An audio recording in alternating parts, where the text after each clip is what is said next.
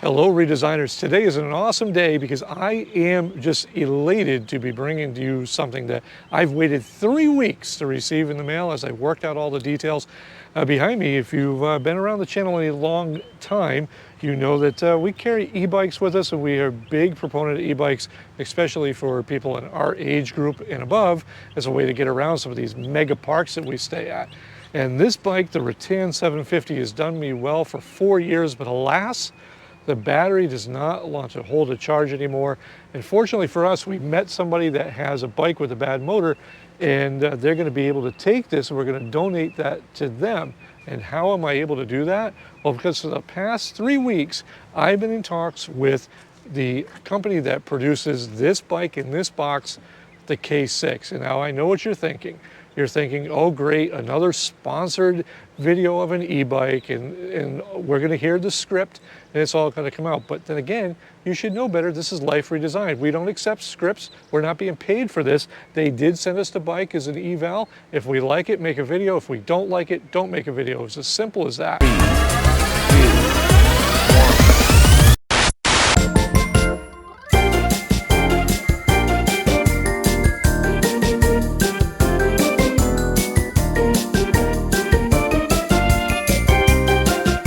If you see this video, well, then you know I liked it. But first things first, I want to start off fresh and say that this here is a much bigger bike than this. This thing weighs a whopping 81 pounds, as we found out at the FedEx building when they had to load this in the back of our truck. And this is also a bigger stance bike for, well, taller people like myself. Some of the Redesigns are great for that. Some of the bikes that we've seen from Electric are not very well for bigger people. So this should suit the bill very well. Now, we're going to start this off with the unboxing. I haven't seen anything yet. We're just going to show you how it's packed, and then we'll cut back in about a day or so once we charge up the batteries. But this is normally a good indicator of what you're going to get from the company, as you can see how things are packed. Hey, Karri, come on in here and you can kind of see how everything is laid out.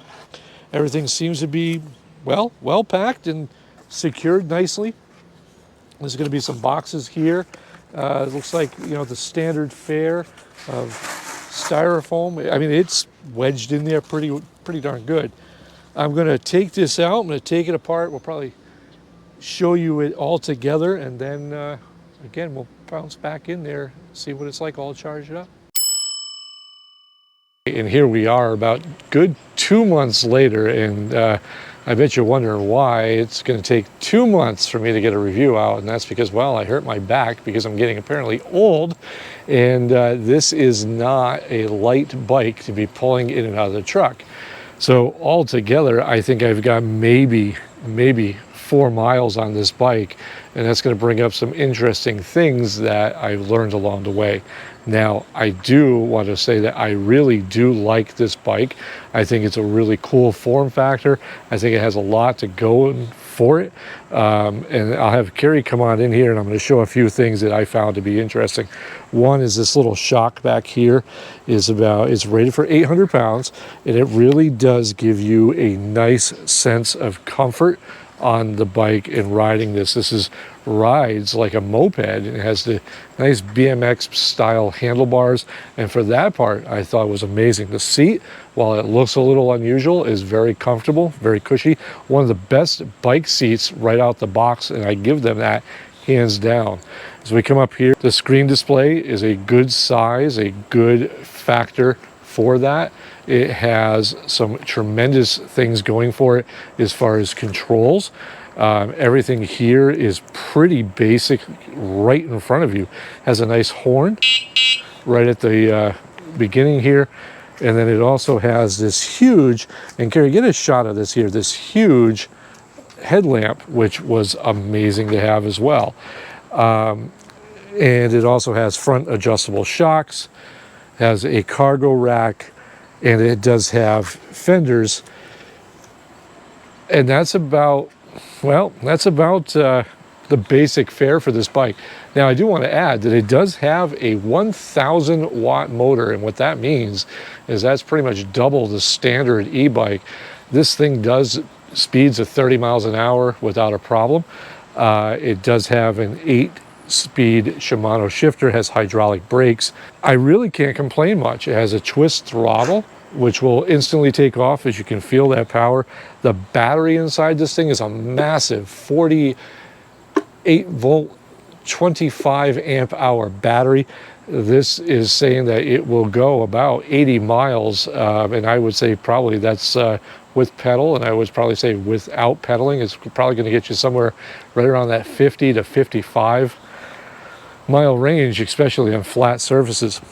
Everything about this bike I like, until the things I don't like, and this is where it really kind of falls apart for me and for what I would use it for.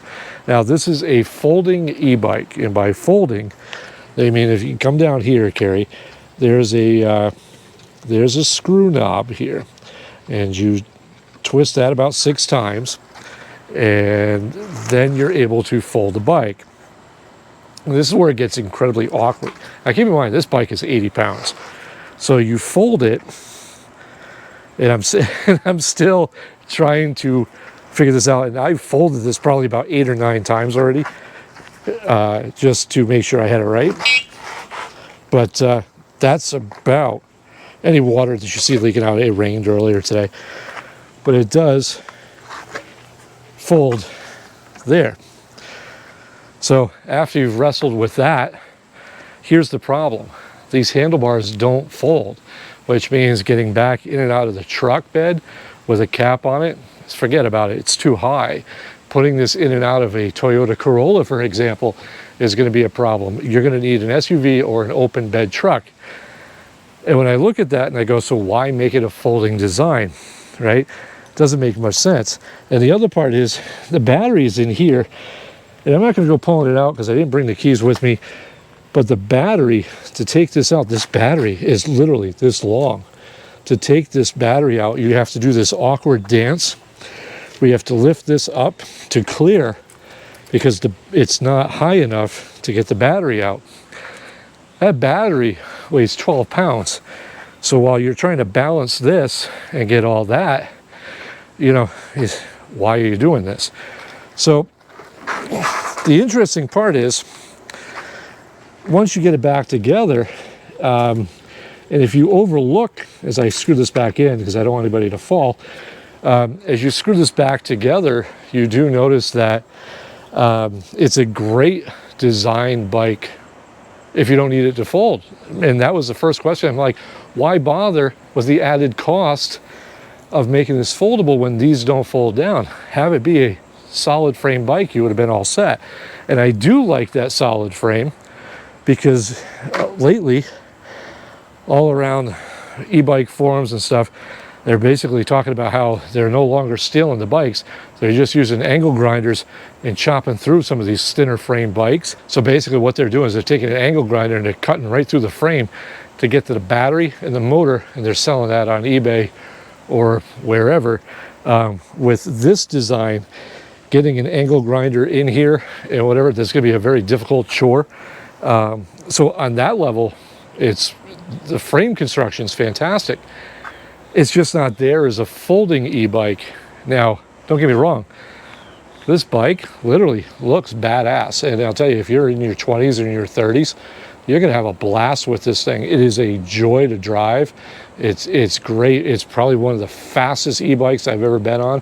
One of the most powerful, definitely with that 1,000-watt motor. I just can't recommend it for what we use and what our segment is, or even for our age group, that 50-plus RV owner.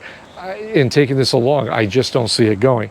The other thing I want to point out too, a couple of good, couple of bad, and that's kind of the overall theme of this bike. These have excellent tires. These are Kendas. These are fat tires. They're awesome. They're going to handle all your urban environment as well as taking it off-road, going on some light trails, the beach. It's going to handle that without a problem. But as with everything with this bike, for one positive, there's a negative. Now, have you come in here, Karri, see if this goes on camera. Now, keep in mind, this has been back of my truck mostly. I've taken it out a few times, but it's already starting to rust along here. It's starting to rust along inside of here. And the sad part is that's been covered whenever possible. We normally cover the LED screen. and the back end too, and it hasn't been keeping rust free. The other part is way down here, there's a light that if you can see it, getting it to work, it works off of a, if I can get this battery out, this was another little pet peeve, is that to get the battery out you have to drop this, and it has basically a stack of watch batteries that keep this. There's 2 watch batteries in here, yeah, 2 batteries in here, and this operates this light, so those little watch batteries that are inside there basically operate that. I don't understand why you just wouldn't tie in to the main battery, and then you could have had that as something that was utilizable by using a brake light system so that people behind me would know when I'm applying my brakes. So again, great idea, just bad execution. Now, the other thing I did notice in my test drives is this, and I did look this up to see if it was just me that was having the problem with the K6 Pro, and it's not just me, but there's a lot of people having the same issue, is that the bike chain slips an awful lot. It's fallen off like 4 times. Not a good thing, and maybe you can adjust it, take a link out or whatever, but out of the box it should have been ready to go. So overall, what's my thoughts? Well, I'm incredibly thankful for this company sending this bike out. I think what they're doing here is interesting. I think there's a lot of pros to this bike, but again, it's not something that is going to be for us and for the RV segment where you need something that's folding. It just doesn't work for that segment. Now, if you are 20 something, 30 something, you have the ability to lift an 80-pound bike. That's 70 pounds without the battery and 10 pounds or 12 pounds additional with the battery, and you have that ability, this is going to run great. Overall, I would have liked to have just seen this be a solid frame bike, and they could have taken that money to make it a folding frame and turned that into maybe a little more rust proofing, stuff of that nature. But if you have a bike and you don't need to keep it out in the weather or back of a truck, you may want to check this out. Don't get me wrong, I think this is a great bike. Price point, I've seen these range anywhere from $19.99 MSRP down to $12.99 on sale. I think there's a lot of features here that if you're looking for a bike in that urban environment or something along that lines where you don't need to fold it, it's a great bike. Go out and get it. Again, RV segment, no. All right, I do want to thank the company for sending us out the K6 Pro and letting us do an honest review and what our thoughts were on this bike. Not too many companies will do that, so I do applaud the company for that in and of itself, because that's a great thing when we have open conversations and open reviews. If there's something I've missed about the K6 Pro or something you want to know and there's something I can answer for you, by all means, let us know in the comments below. Until next time, I am Bob, and this has been Life Redesigned.